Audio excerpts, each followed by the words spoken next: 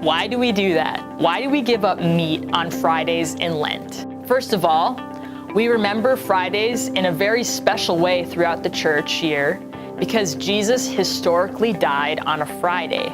For years, the church has asked people to give something up on Fridays to help us remember Jesus' sacrifice for us on the cross. In a very particular way, the church has asked the faithful to reflect and remember Christ's death through giving up meat on Fridays. But why meat?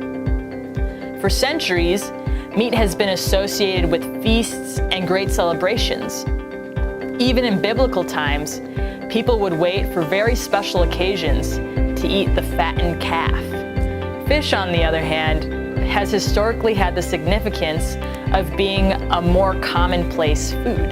It was often cheaper and almost never associated with food that you'd serve at a party.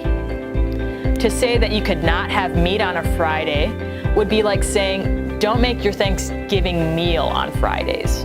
Culture has changed in that, at least here in the US, meat is very commonplace and part of our everyday intake. But what has not changed is the significance of Fridays. Making a rule about giving up meat on Fridays in Lent has been one way the church has tried to help us understand what Jesus did for us.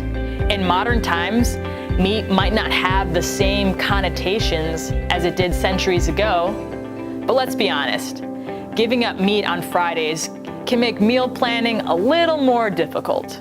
Giving up meat on Fridays still teaches us what Jesus did for us on that Friday 2,000 years ago still impacts us today. We can hold off on a celebratory meal that meat has often been associated with and have a day to acknowledge and pay our respects for what Jesus did for us.